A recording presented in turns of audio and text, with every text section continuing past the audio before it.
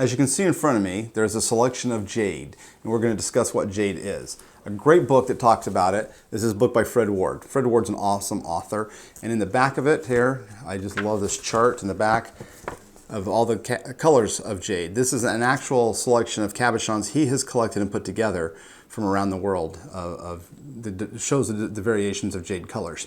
Jadeite and nephrite are two different materials. Nephrite is a rock, it's not even a mineral. Jadeite is a mineral. It's its own separate mineral, where nephrite is made up of two different minerals, mostly tremolite and actinolite. And both of those are minerals that form little blades and fibers, and that's what makes it so strong. So nephrite is, and on this side of the table here is nephrite, and then this side over here is jadeite. And so you can see that they look very much the same. They come in all kinds of different colors. And a lot of people think that jade is the toughest mineral, the strongest mineral, and it is the strongest mineral. Not to be confused with diamonds being the hardest. The hardest is resistance to abrasion, and this is the resistance to breakage. So think of it as the fibers that make up all the jadeite and nephrite. They're made up of tiny little fibers, and they interlock like this. They grow crystals three-dimensionally, and they interlock like that. So jadeite and nephrite are the toughest minerals, meaning they're the hardest to break. You can actually take a diamond and put it on an anvil and hit it with a hammer, and it'll shatter.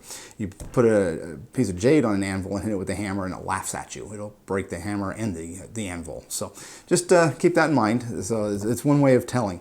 So over here we have nephrite from a number of different locations. The Turkish nephrite is, in fact, some people won't even call it nephrite or jade at all, because it's only 40 to 60% jade in there, and the rest of it's other inclusions and other minerals that are entrapped inside there that compose that rock. But for gem purposes, it's sold as jade. Jade from Taiwan is famous for having the magnetite crystals in there. There's other jades from around the world that get, I've even seen half-inch magnetite crystals inside of them. So they're kind of cool. One of the neatest things about jade is its translucentness. And we'll show this in more detail up close on some of these, but I'm just going to give you a demonstration. You can see the color changes completely. That's more of a blue. And then this one is one of my favorites. You can see the greens in there. So the green is usually caused by chrome, and trapped inside the interstices of the crystal structure. It's not a mineral that's part of the chemical composition. Some of the browns and reds that you see in jade are usually caused by iron impurities. Here is some jadeite jewelry. I've bought this for my wife, who's got the beads, the necklace, the bracelet, and a ring. Makes a great ring because it's strong enough that you can cut it really small and thin like that without it breaking. And these ones are from Myanmar. This is Siberian jade. Again, you can see that it's quite translucent. It was very famous during Fabergé's time. He used a lot of it for cutting and polishing apples and decorative things. And then this is white jade. This is from China. It's just a white jade nugget that's been tumbled. Finding crystals of jadeite is exceptionally rare because they're so small and they're almost always intergrown, so it's very hard to find. All right, so some of the materials that are sold as jade are massive garnet, and here we have a piece. It's called Transvaal jade. It looks like jade. It looks like it's a beautiful green, but it's not jade at all. It's just massive garnet, a dark green garnet.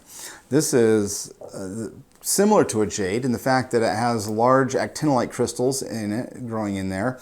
But you can see that actinolite crystals, they'll flash in the light as it rotates.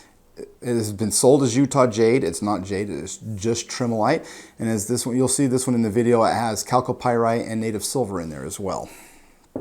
So this is Wyoming jade, one of the Wyoming jades. It is also just serpentine. It's not jade at all. Some people would say it's pre-jade. If it metamorphosed a little bit longer with some more heat and pressure, it could turn into jade. But right now it's just serpentine, which is a metamorphic rock.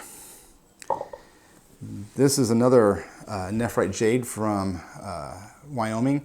These white crystals are quartz crystals that were growing through the jade when it was forming. And here's another little piece that shows that. You can actually see the cross section of the quartz crystal there. So other inclusions that you get in there is we have this piece here. This is jade from Wyoming. This has been tested and analyzed, and what's causing it to be purple is lepidolite crystals that are trapped inside there. And so that's a very unusual material. So I think that about covers all the inclusions there.